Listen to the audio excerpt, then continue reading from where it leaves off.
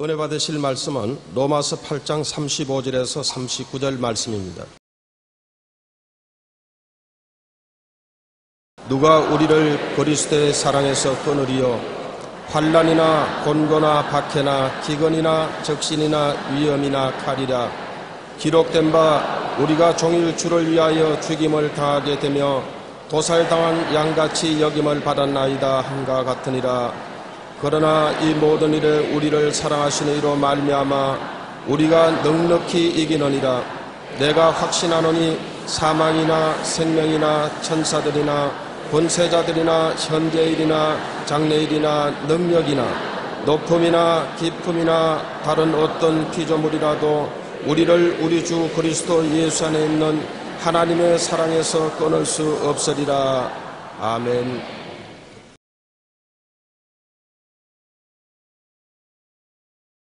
오늘 주는 여러분과 함께 사랑과 헌신이란 제목으로 은혜를 나누겠습니다.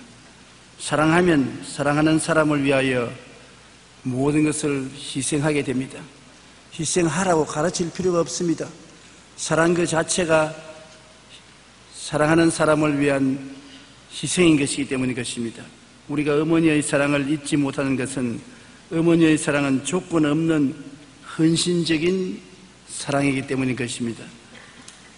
저는 이런 이야기를 들어본 적이 있습니다. 하나님께서 세 천사를 불러서 세상에서 가장 아름다운 것을 가지고 오너라 그렇게 했는데, 세 천사가 지구를 돌아다니면서 아름다운 것을 찾았는데, 한 천사는 꽃이 너무나 예뻐서 한 다발의 꽃을 안고 하늘나라로 올라가고, 두 번째 천사는 어머니 품에 안겨서 방실방실 웃고 있는 어린아이의 모습이 너무나 귀여워서 그 웃음을 갖고 천국에 올라갔는데, 세 번째 천사는 어머니의 사랑에 감격해서 어머니의 사랑을 갖고 천국에 올라갔습니다.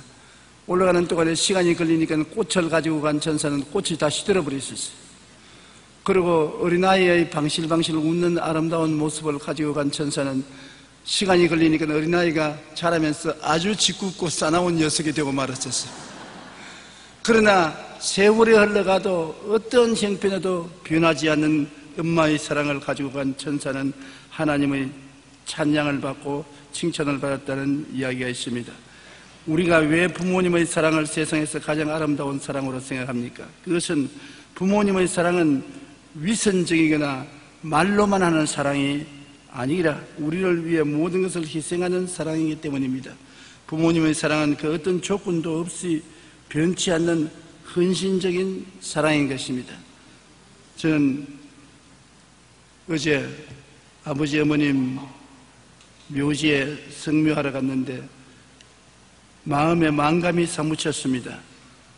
부모님 살아있을 때는 부모님의 사랑을 느끼고 감사를 못했는데, 이제 떠나가시고 난 다음에 무덤에 와서 그것을 느끼고 마음의 감동을 느낀들 무슨 소용이 있었습니까?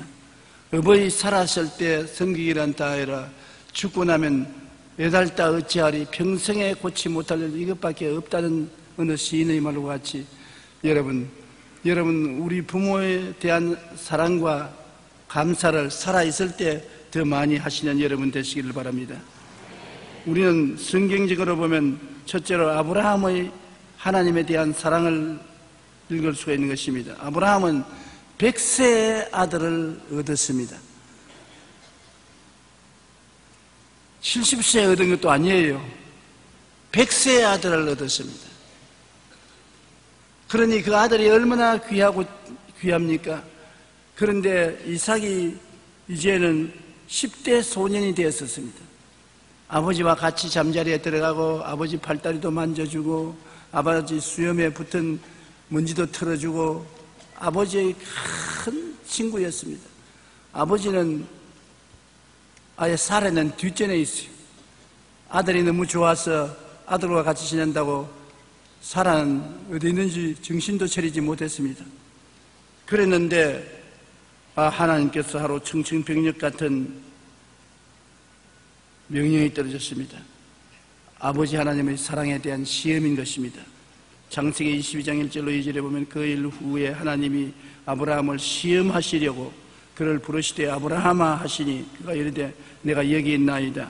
야훼께서 이르시되 내 아들 내 사랑하는 독자 이삭을 데리고 모리아 땅으로 가서 내가 네게 일러준 한 산에 거기서 그를 번제로 드리라. 우리가 글로서 읽으니 그렇지 실제 당하는 아브라함은 얼마나 충격적이겠습니까? 그 사랑하는 아들을 모리아 산에 가져가서 그냥 제물로 드리는 것이 아니라 번제라는 것은 죽여서 각을 떠서 장작불에 얹어서 태우는 것이 번제인 것입니다. 하나님 명령입니다. 그러나 그 명령에 순종할 수 있는 사람이 얼마나 되겠습니까?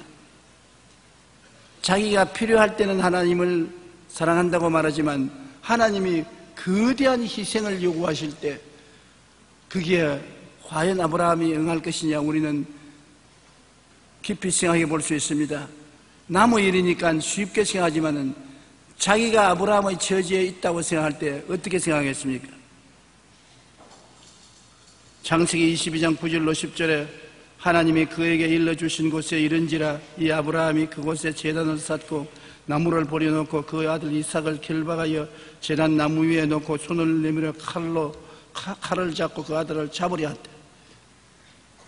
이삭과 함께 모리아 산으로 올라가는데 이삭이 장작을 걸머쥐고 손에 칼을 들고 횃불을 가지고 아버지와 함께 올라가면서 물었습니다. 아버지, 장작도 내가 걸머쥐고 있고 칼도 가지고 있고 불도 가지고 있는데 제사들의 어린 양은 어디 있나이까? 아버지가 털썩 주저앉을 지경 아니겠습니까? 나 같으면 주저앉았을 것입니다. 아버지가 아들 이삭을 쓰다듬으면서 야, 제물은 오늘은 특별하다. 하나님이 예비하신다. 이삭이 그래요. 하나님이 제물을 예비하셔요. 그래 둘이서 제단을 만들고 함께 장작을 깔고 그 다음에 아버지 누가 제물입니까? 어디가 제물이 있습니까? 너를 잡아서 제물로 드리라고 한다. 팔 내놔라. 아버지가 묶었습니다. 다리 묶고 제단에 얹었습니다. 내가 볼 때 아브라함만 하나님을 절대 순종하고 사랑하는 것이 아니라 이삭도 보통 아들이 아닙니다. 10대쯤 되면은 아브라함이 아버지 미쳤군요. 정신병원에 가야 되겠습니다. 나 못 죽어요. 발부둥 치고 반항할 것 아닙니까? 아무 말도 안 하고 아브라함이 제물로 바치려고 할 때 아브라함에게 몸을 내놓은 것입니다.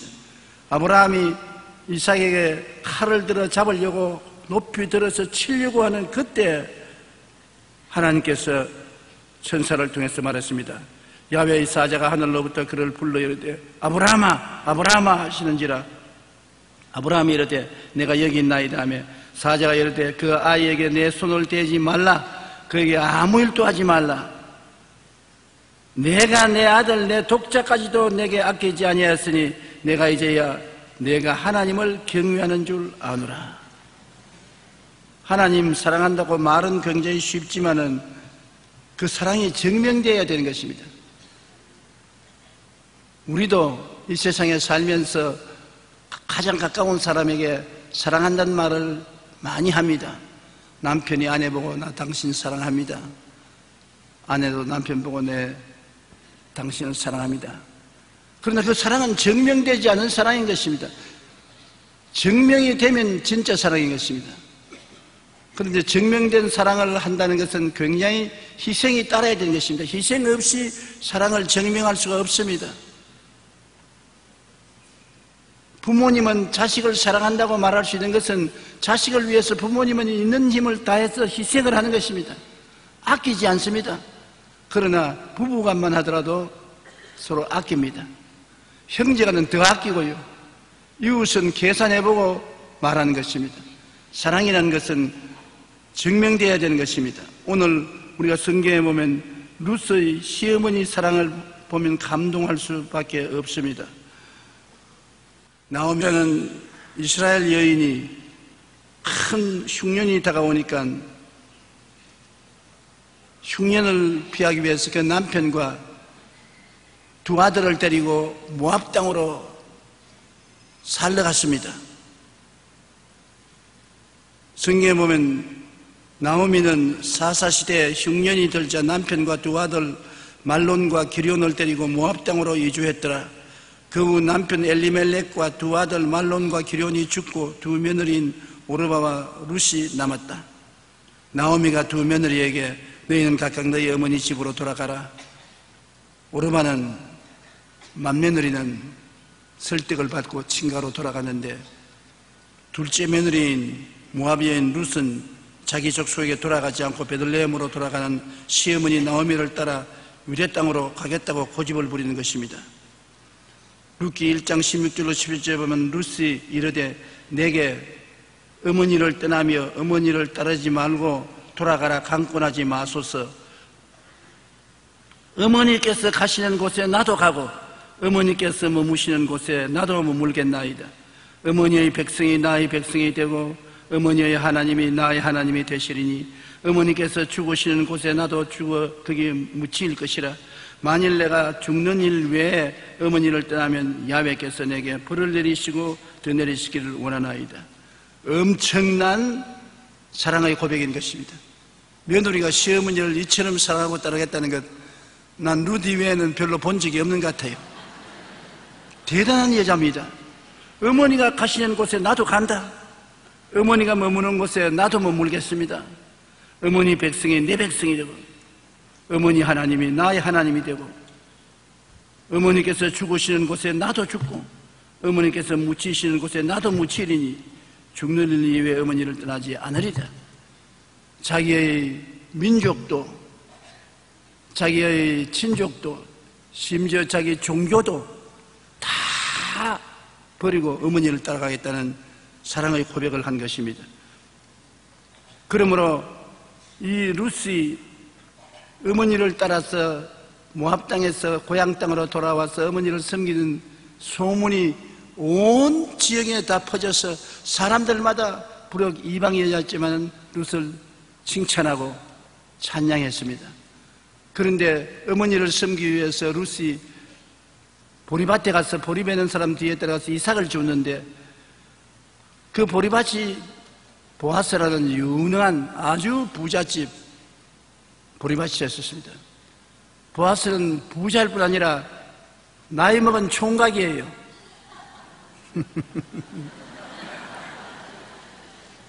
그래서 그 시어머니가 작전 계획을 짜서 보아스에게 룻이 나아가도록 잘 타일러서 룻하고 보아스하고 서로 사랑하게 되고 눈이 맞아서 결혼을 하게 됐었습니다. 보아스는 굉장한 부자니까 부잣집 부인이 되었는데 그것이 보아스는 그 아들을 오벳을 낳았고 오벳은 다윗의 조부 결국 예수님의 조상이 되었습니다. 룻은 시어머니를 잘 공경하여 믿음과 사랑으로 승리한 여인이었고 예수님의 조상이 되는 영광을 얻었습니다. 이방인이 유대인도 아닌데 예수님의 조상의 혈통으로 하나님이 선택한 것은 룻이 그 시어머니를 사랑한 절절한 사랑에 하나님조차 감동한 것입니다. 믿음, 소망, 사랑 이 세 가지는 항상 있을 것인데 그 중에 사랑이 제일이라고 하는 것입니다. 폴란드의 바사 공작과 부인 카타리나 자겔로의 사랑은 지금까지도 많은 사람들의 입에 오르내리고 있습니다. 바사 공작은 반역죄의 누명을 쓰고 종신징역을 선고받았습니다. 그러자 부인인 카타리나가 왕을 찾아가서 애원했습니다. 저도 남편과 함께 복역할 수 있게 해 주십시오. 왕은 깜짝 놀라서 카타리나에게 물었습니다. 부인, 종신령이 무엇인지 압니까? 종신령이 무엇인지 모르는 것 같은데 종신령은 죽을 때까지 감옥에 있어서 나오지 못하는 무서운 형벌이요. 아무 죄도 없는 당신이 왜 그런 옥살이를 하려는 것입니까? 카타리나는 손가락에 끼었던 반지를 보아서 왕에게 보여주면서 애원했습니다. 그 반지에는 모르스 솔라라는 글귀가 새겨 있었습니다. 모르스 솔라는 말은 죽음이 우리를 갈라놓을 때까지 하나라는 글자를 반지에 새겨놨습니다. 나는 결혼할 때 우리 남편에게 이 반지를 받고 나도 이런 반지를 주었는데 그곳에는 죽음이 우리를 갈라놓을 때까지 하나라는 글귀가 쓰이는 것처럼 내 남편이 종신형을 받았다 할지라도 그는 여전히 나의 남편이고 나와 한 몸입니다. 그러니 나도 남편과 같이 감옥에 있게 하여 주십시오. 결국 카타리나는 남편과 한 감방에서 투옥되어 17년을 함께 복역했습니다. 그리고 왕권이 바뀌면서 새로운 왕이 들어와서 그 사랑에 감탄해서 석방시켜 주었습니다. 진정한 사랑은 어려움이 올 때 기쁜 마음으로 고통을 함께 나누는 것입니다. 요사이 이런 이야기를 하면 소설이라고 말하겠지만은 구라파에서는 진정한 사랑을 말할 때는 꼭 폴란드의 바사 공작가 부인 카타리나 지겔로의 이야기를 하곤 하는 것입니다. 셋째로 하나님의 인간 사랑을 이에 비교해서 우리가 생각할 수가 있는 것입니다. 아브라함이 이삭을 제물로 드리는 것, 또한 루시 시어머니를 따라 자기 고향 산천 버리고 따라온 것은 큰 희생적이요 위대한 사랑이지만 하나님이 우리에 대한 사랑에 비하면 아무것도 아닌 것입니다. 하나님이 세상을 이처럼 사랑하사 어떻게 해요? 독생자를 주셨다. 하나님께는 우주와 만물보다 더 귀한 것이 독생자 예수님인 것입니다. 그 예수님을 우리에게 주신 것은 우리를 굉장히 사랑하고 가치 있게 생각하시기 때문에 그 제물로 예수님을 주신 것입니다. 우리는 하나님이 세상을 이처럼 사랑했다는 것을 잊지 말아야 되는 것입니다. 증거된 사랑이 독생자를 주신 것입니다. 로마서 8장 31절로 32절에 그런즉 이 일에 대하여 우리가 무슨 말하리요? 만일 하나님이 우리를 위하시면 누가 우리를 대적하리요? 자기 아들을 아끼지 아니하시고 우리 모든 사람을 위하여 내어주시니가 어찌 그 아들과 함께 모든 것을 우리에게 주시지 아니하겠느냐? 이 세상에 험하고 반역이 많고 참수가 많고 고통이 많은 곳에 과연 하나님이 나를 돌봐 주시겠는가? 과연 하나님이 나와 같이 계시는가? 퀘션이 생길 때가 한두 번이 아닙니다. 그러나 아들을 아끼지 아니하고 우리에게 주신 하나님이 그 아들과 함께 무엇을 선물로 주지 아니하시겠느냐?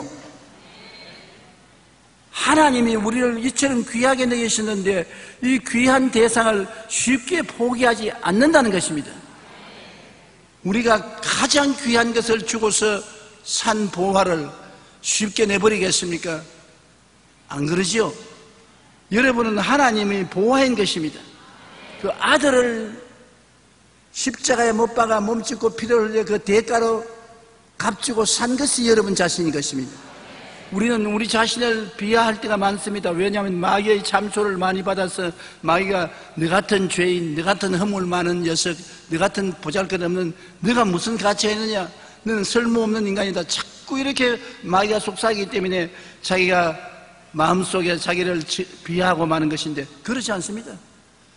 하나님께서 여러분을 너무나 사랑하시기 때문에 그 아들을 제물로 주신 것입니다. 그러므로 성경은 말하기를 아들을 제물로 주신 하나님께서 그 아들과 함께 우리에게 무엇을 주지 아니하시겠느냐? 우리가 이런 확실한 믿음만 가지면 담대해질 수 있는 것입니다. 예수님의 사랑이 보통 사랑입니까? 누가 능히 하나님의 택하신 자들을 고발하리요? 의롭다 하시는 하나님이시니 누가 정죄하리요? 죽으실 뿐 아니라 다시 살아나신 그리스도 예수시니 그는 하나님 우편에 계신 자여 우리를 위하여 간구하시는 자신이라. 지금도 예수님은 하나님 우편에서 우리를 위하여 기도하고 계신다. 내가 무기에 진짜로 날 위해서 기도하실까? 가짜면서 하나님이 거짓말로 성경에 기록하시겠습니까? 지하늘이 무너지고 이 땅이 꺼져도 1.1핵도 변함이 없는 말씀이 말씀하기를 지금도 예수님이 우리를 위해서 보좌 우편에서 기도하신다. 다른 기도는 안 들어주시도 예수님의 기도는 하나님이 안 들어주실 수가 없는 것입니다. 그러므로 하나님을 사랑하는 자 곧 뜻대로 부르실 입은 자들에게는 모든 것이 합동하여 선을 이룬다. 결국에 좋게 된다는 것입니다. 그는 하나님 우편에 계신 자여 우리를 위하여 간구하시는 자신이라. 누가 우리를 그리스도의 사랑에서 끊으리요? 예수님이 우리를 사랑한 그 사랑에서 끊을 수 있는 힘이 어디 있는지 성경은 바울 선생이 나열하고 있는 것입니다. 환난이나 곤고나 박해나 기근이나 적신이나 위험이나 칼이랴 이룩된 바 우리가 종일 주를 위하여 죽음을 당하게 되며 도살할 양같이 여김을 받았나이다 것 같으니라. 그러나 이 모든 일에 우리를 사랑하신 이로 말미암아 우리가 넉넉히 이기느니라. 주님이 한없이 사랑해 주시고 있다는 믿음만 있으면 그 사랑에 의지해서 우리는 희망을 가지고 넉넉히 이길 수가 있는 것입니다. 사랑이 마음속에 있으면 언제나 희망이 떠오르는 것입니다. 꿈이 넘치는 것입니다. 그러므로 그리스도의 사랑을 믿으면 오늘은 어제보다, 내일은 오늘보다, 다음 달은 금번달보다 하나님께서 능력으로 좋게 만들어줄 것을 믿고 꿈을 가지고 희망을 가지고 살아갈 수 있기 때문에 고난을 능히 이길 수가 있는 것입니다. 내가 확신하노니 사망이나 생명이나 천사들이나 권세자들이나 현재일이나 장래일이나 능력이나 높음이나 깊음이나 다른 어떤 피조물이라도 우리를 우리 주 그리스도 예수 안에 있는 하나님의 사랑에서 끊을 수 없으리라. 그러니 한번 하나님이 여러분을 불러서 사랑하시면 하나님과 여러분 사이를 끊을 힘이 없습니다. 하나님은 여러분 죽을 때까지 버리지 않고 같이 계시면서 사랑해 주시는 것입니다. 우리는 이 하나님의 사랑에 대한 확실한 지식을 가지고 신뢰해야 되는 것입니다. 하나님이 여러분 오다 가다 버림받은 여러분을 죽어서 기른 것이 아닙니다. 여러분을 하나님은 만세 전에, 태어나기 전에 이미 보시고 아시고 친히 택한 것입니다. 여러분이 하나님을 택한 것이 아니라 하나님이 여러분을 택한 것입니다. 한번 따라 말씀. 나는 하나님이 택하주셨다. 저는 9 형제간 중에 둘째로 태어났습니다. 우리 애들이 형제간들이 자라면서 장난을 많이 했어요. 형제들이 그룹을 지어가지고서 저는 우리 골탕 먹여주자. 그러면 뭘 하느냐? 누나와 저와 동생 한두 명을 데리고 저 막내에 가서, 야, 너는 모르지? 뭘 몰라? 아버지 어머니가 다리 밑에서 너 주워온 거 알지? 모르지? 비밀이야. 우리만 알고 있어. 틀림없이 웁니다. 엄마, 정말 나는 주워와서. 거짓말인 줄 알면서도 우리가 그 재미가 있었는데 내가 당해보니까 거짓말이면서도 마음에 깊은 충격을 얻지. 한 번은 형제도 그러더니, 오빠 왜 그래? 아버지 어머니가 이야기하는데 내가 가만히 비밀로 들어보니까 오빠는 남의 집에서 버림받은 애를 아버지가 주워봤다고 그러더라. 비밀이야. 절대 말하면 안 돼. 굉장히 충격을 받았습니다. 야, 내가 이 집안에서 나는 버림받은 사람이구나. 주워온 자식이구나. 그래 가만히 생각하니까 차별 대우를 받는 것 같아요.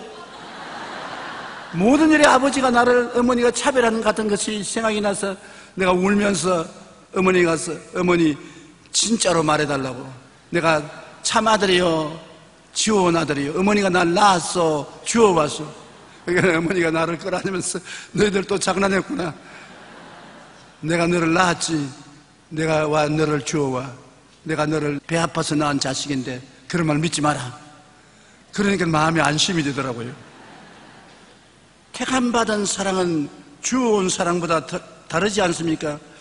에베소 1장 11절에 모든 일을 그의 뜻의 결정대로 일하시는 이의 계획을 따라 우리가 예정을 입어 그 안에서 기업이 되었다. 하나님께서 그의 뜻의 결정하시는 일을 따라 우리가 예정을 입어서 구원을 받은 것입니다. 하나님이 소원하셔서 하나님을 통해서 낳은 하나님의 자녀인 것입니다.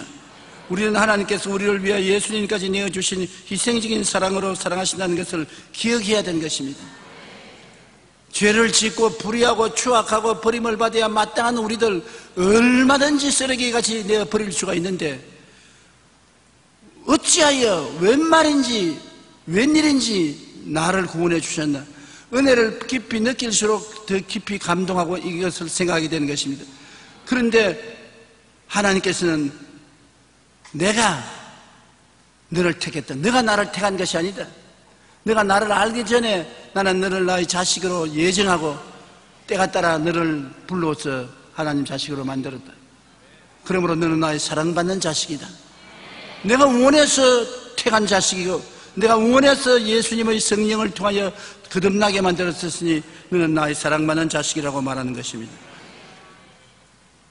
그러므로 하나님의 택하심을 받은 나는 하나님이 성령을 보내주신 것입니다. 성령은 보통 영이 아닙니다. 성령은 하나님의 영입니다.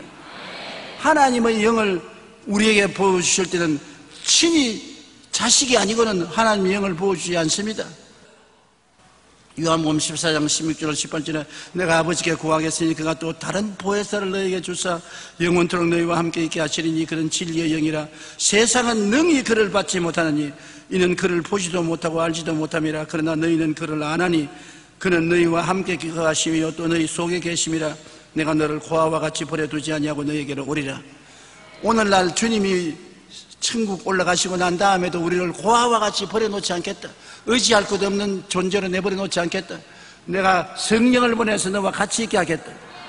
성령은 보혜사입니다. 보혜사라는 것은 파라클레토스라는 헬라어로서 하나님께로부터 보내심을 받아 우리를 돕기 위해서 항상 우리와 같이 계신 이인 것입니다. 성령은 푸뉴마토스, 바람과 똑같은 말을 씁니다. 바람도 푸뉴마토스요, 성령도 푸뉴마토스인데 공기가 없는 곳에 우리 살 수 있습니까? 한번 심호흡을 해보십시다. 바람이 어디 있습니까? 멀리 있습니까?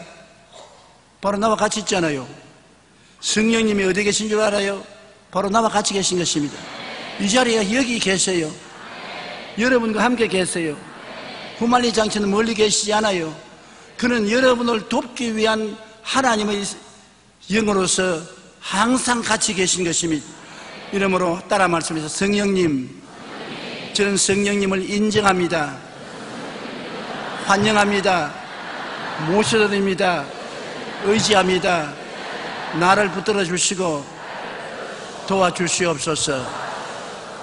그렇게 하면 성령께서 인격적인 하나님이라 도와주시는 것입니다. 우리는 무력하게 살 이유가 없습니다.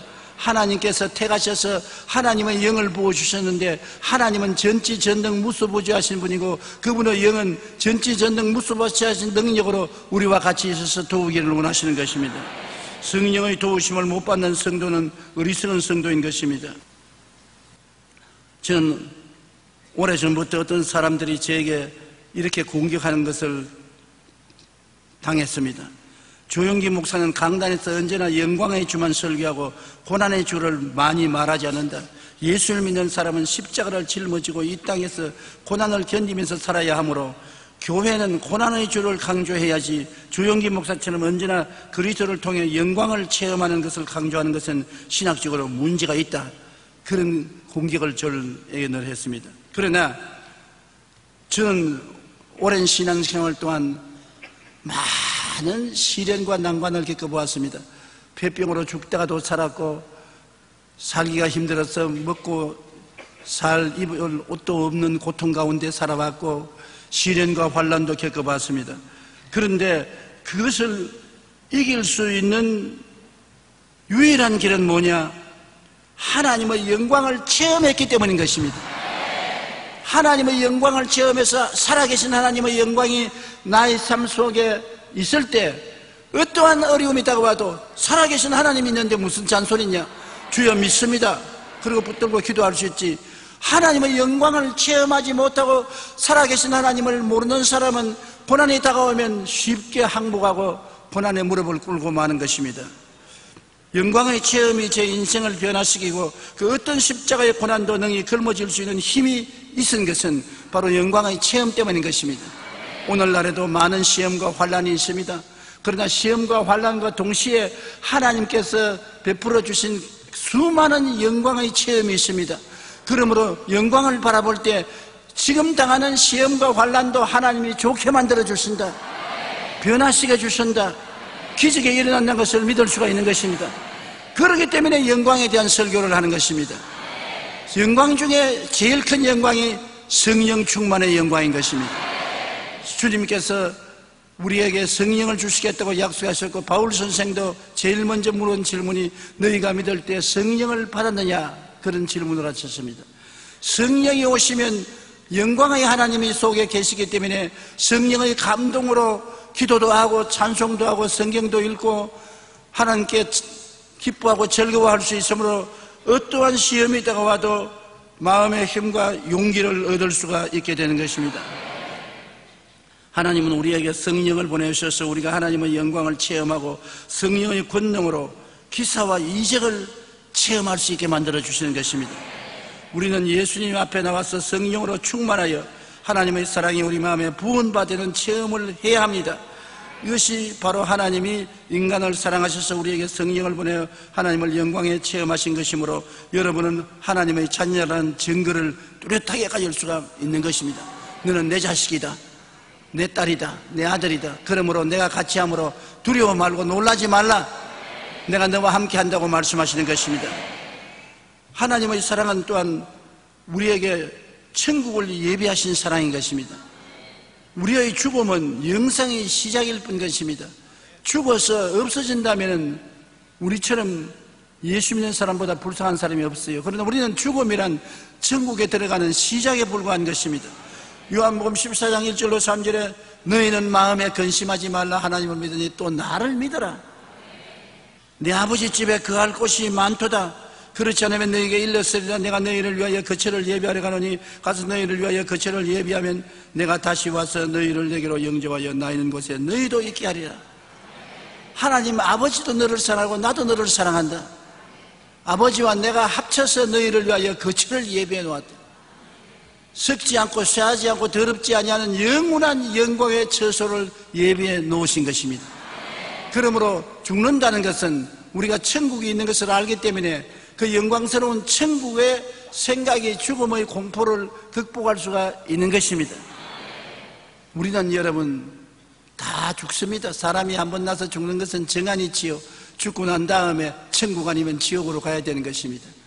이제 나이를 먹어가면 어떤 데는 깜짝 놀랄 때가 많습니다. 내가 벌써 이렇게 나이를 먹었느냐. 저는 요사이 가만히 생각하면 어쩌다가 내가 70이 넘었느냐. 내 속으로 생각은 아직까지도 젊은 20, 30대 같던데 나이는 속일 수가 없습니다. 그러면 우리 친구들이 교회도 가고 교회도 갔는데 그 다음은 너 갈 차례가 오지 않겠냐. 정신 차리고 정리하고 잘 살아야지. 안 그러면 나고 되면 큰일이다. 그런 생각이 안 날 때가 없습니다. 종종 나는 것입니다. 그러나 마음에 겁나지 않고 평안한 것은 우리 집이 있기 때문인 것입니다. 이 세상에 살 때에도 우리가 집이 없고 올 때 갈 때 없는 떼돌이 신세가 되고 홈레스가 되면 얼마나 불쌍합니까? 천국에 여러분 위한 확실한 집을 주님께서 예배해 놓으셨으니 두려워 말고 놀라지 마십시오. 그리고 우리는 이 하나님의 사랑에 대해서 어떻게 보답하며 살아야 되겠습니까? 우리가 최후로 이 땅에 사는 생활은 하나님의 사랑에 보답하면서 살아야 될 것입니다. 그러기 위해서는 산 제물이 되어야 되는 것입니다. 우리의 삶 전체를 제단에 얹어놓고 하나님께 산 제물이 되어야 되는 것입니다. 로마서 11장 1절로 2절에 그러므로 형제들아 내가 하나님의 모든 자비하심으로 너희를 권하노니 너희 몸을 하나님이 기뻐하시는 거룩한 산 제물로 드리라. 이는 너희가 드릴 영적 예배니라. 너희는 이 세대를 본받지 말고 오직 마음을 새롭게 함으로 변화를 받아 하나님의 선하시고 기뻐하시고 온전하신 뜻이 무엇인지 분별하도록 하라. 제물이라는 것은 산 제물은 없습니다. 죽어서 제물로 드리죠. 제물은 짐승을 잡아서 각을 떠서 제단에 얹어서 불로 태워 제물 드리는 것입니다. 우리는 살아있으면서도 죽은 제물과 같이 하나님께 내어 맡기는 것입니다. 그리고 우리의 삶 속에 무엇을 한지 하나님의 선하시고 기뻐하시고 온전하신 뜻이 뭔지 분별하도록 성령께 의지해서 하나님의 뜻을 따라서 사는 것이 산 제물이 된다는 것입니다. 그것이 하나님의 사랑에 대한 보답인 것입니다. 우리가 성경에 보면은 마리아의 헌신을 볼 수 있는 것입니다. 그 오라버니 나사로가 죽었을 때 예수님이 오셔서 무덤에서 살려 일으켜 주신 그 은혜에 너무나 감격했습니다. 그런데 예수님이 이제 십자가에 못 박기 전에 유월절을 마리아와 마르다와 나사로의 집에 잡수시는데 마르다는 부지런히 음식 준비한다고 바쁜데 마리아가 옥합을 가지고 와서 예수님 앞에서 옥합을 들더니 탁 때리니까 바삭 깨어집니다. 그 향료가 굉장히 비쌉니다. 옛날 유대나라에서는 시집 갈 때 가져간 보정물로서 이 옥합을 가져가는데, 이 옥합의 향료를 예수님 머리에다가 붓습니다. 그러니 향기가 막 방에 막 확 들어찼습니다. 그러니까 가룟 유다가 뭐라고 했냐면, 이 무슨 낭비냐? 이 귀한 옥합에 이 기름을 팔아서 가난한 사람에게 주었으면 얼마나 좋은 일을 할 것인데 왜 이를 낭비하느냐? 그때 예수님께서 내버려 두어라. 그를 괴롭히지 말라. 그가 나를 위해서 참 좋은 일을 했다. 가난한 사람은 항상 너희와 같이 있으므로 언제든지 하고 싶으면 한다. 나는 항상 너희와 같이 있지 않고 하늘나라에 간다. 이 여자가 한 일은 내 장사를 위해서 기름 부어 예배해 주신 것이라. 주님께서 굉장히 허물했습니다. 주님이 십자가에 못 박혀 올라가려고 하는데 위로가 필요하지 않습니까? 좋을 때는 전부 주님을 향해서 박수를 치고 호산나 다윗의 자손이 하고 우도솔 벗어서 깔고 감람나무를 꺾어서 길거리에 깔고 했는데, 일주일 후에 예수님을 붙잡아서 빌라도의 법정에 섰을 때 모든 그 사람들이 저를 십자가에 못 박으소서 고함을 친 것입니다. 인심조석변인 것입니다. 이런데 예수님이 죽음을 감당할 수 있는 위로가 필요한데, 이 마리아가 옥합을 깨뜨려 기름을 머리에 바르며 위로가 되었었던 것입니다. 이 세상에 살면 어떻게 위대한 사람한테 위로가 필요합니다. 예수님도 위로가 필요한데 우리라고 해서 위로가 필요하지 않습니까? 대통령도 위로가 필요하고, 장관도 위로가 필요하고, 사장님도 위로가 필요하고, 교회 우리 장로님들도 위로가 필요하고, 조용기도 위로가 필요합니다. 위로를 받을 때 모든 슬픔과 고통과 괴로움을 극복할 수 있고 살아나갈 수 있는 용기와 힘이 있습니다. 그러나 위로를 받지 못하고 멸시와 천대를 받으면 용기를 잃어버린 것입니다. 헌신을 잃어버린 것입니다. 위로를 받으면 이 사람들을 위해서 더욱 일해야 되겠다는 마음에, 헌신하는 마음이 생기는데, 위로가 없으면 될 대로 까짓것 내가 뭘 때문에 충성하겠냐, 그러한 막가는 생각이 생겨나는 것입니다. 예수님께서는 말씀하기를 온 천하에 어디 있든지 복음이 전파되는 곳에는 이 여자가 행한 일도 말하여 그를 기억하려고 하는 것입니다. 그러므로 마리아가 한 일을 오늘 이 자리에서 내가 여러분에게 말하지 않습니까? 이거 예수님이 그렇게 하라고 해서 하는 것입니다. 얼마나 주님이 위로를 받았던지 천하에 복음이 전가되는 곳마다 이 여자가 내게 한 일을 전하라고 말씀한 것입니다. 그리고 우리는 하나님을 사랑하는 사랑을 어떻게 하느냐면 하나님 시키시는 대로 하면 되는 것입니다. 하나님이 우리에게 안 시키는 일을 하지 말고 시키는 일을 하라는 것입니다. 에베소 5장 15절 11절에 너희가 어떻게 행할지를 자세히 주의하여 지혜 없는 자같이 하지 말고 오직 지혜 있는 자같이 하여 세월을 아끼라. 때가 악하니라. 그러므로 어리석은 자가 되지 말고 오직 주의 뜻이 무엇인가 이해하라. 하나님이 우리를 위해서 정하신 뜻이 계십니다. 그 뜻을 우리가 알기를 원하면 말씀과 성령을 통해서 우리에게 깨닫게 해주시는데, 하나님의 뜻을 거역하고 내 마음 내 뜻대로 하지 말라는 것입니다. 가인과 아벨이 하나님께 제물 드릴 때 가인의 제물은 하나님이 물리치고 아벨의 제물은 받아들이는데, 가인은 농사지은 농산물로서 제물을 드렸고 아벨은 어린 양을 잡아 제물을 드렸습니다. 하나님께서 가인과 아벨에게 너희가 세상에 나가서 나중에 나에게 제사 드릴 때 어린 양을 잡아서 피를 흘려 제물로 드리라고 말씀하셨습니다. 그게 하나님 뜻인데, 가인은 내가 지은 농산물이 너무 좋다, 하나님 내 농산물을 받으소서. 자기에게 좋았지 하나님 좋은 것 아닌데 하나님께 농산물을 바쳐서 하나님께 거부당하고, 아벨은 하나님 뜻대로 어린 양을 잡아 피를 흘려 제물로 드려서 하나님의 사랑을 받았습니다. 그와 같이 여러분, 내 보기에 좋다고 해서 하나님 보기에 좋은 것 아닙니다. 내 보기에는 안 좋다도 하나님이 좋아하면 그게 순종해야 되는 것입니다. 그러므로 그렇게 하는 것이 하나님을 기쁘시게 하는 것입니다. 요한복음 14장 21절에 나의 계명을 지키는 자라야 나를 사랑하는 자니 나를 사랑하는 자는 내 아버지께 사랑을 받을 것이요 나도 그를 사랑하여 그에게 나를 나타내리라고 말씀한 것입니다. 그 다음에 하나님께 사랑에 보답하는 것은 나의 삶의 의미와 가치와 기쁨과 행복이 하나님이 되어야 되는 것입니다. 하나님 제일 주인 것입니다. 나는 내 집이나 명예나 권세나 돈이나 부귀나 영화보다도 하나님을 사랑한다. 삶의 의미보다 가치, 기쁨과 행복이 전적으로 하나님이 되어야 된다. 그것이 하나님이 가장 기뻐하고 여러분의 사랑을 만끽하고 즐거워하는 것입니다. 고린도전서 6장 19절 20절에 너희 몸은 너희가 하나님께로부터 받은 바 너희 가운데 계신 성령의 전인 줄 알지 못하느냐. 너희는 너희 자신의 것이 아니라 값으로 산 것이 되었으니 그런즉 너희 몸으로 하나님께 영광을 돌려라. 모든 나의 삶에 하나님의 영광을 위해 살아가는 것입니다. 로마서 14장 8절에 우리가 살아도 주를 위하여 살고 죽어도 주를 위하여 죽나니 그러므로 사나 죽으나 우리가 죽을 것이로다.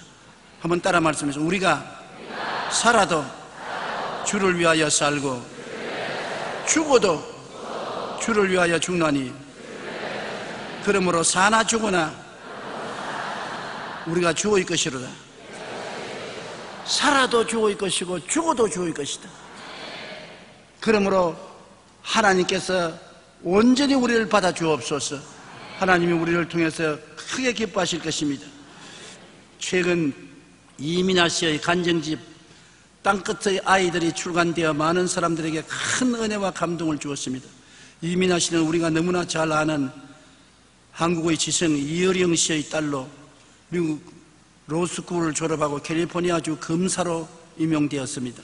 1989년부터 LA 지역 부장검사로 이 시대에 성공한 여성의 대표적인 한국 여성이었습니다. 그러나 이민아 씨의 성공적인 삶의 속내를 보면 많은 고통이 따랐었습니다. 결혼하여 미국으로 건너간 이후 이혼의 아픔을 겪어야 했고 그 후 암이 발생하였으며 눈이 실명한 위기까지 처했습니다.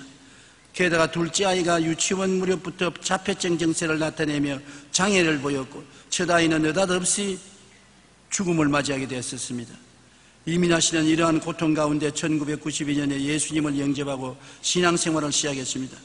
이민아 씨는 어느 날 그동안 믿어지지 않던 하나님의 말씀을 읽고 있는데 갑자기 말씀이 커지면서 하나님의 얼굴이 그녀의 앞에 나타나기 시작했다고 고백합니다.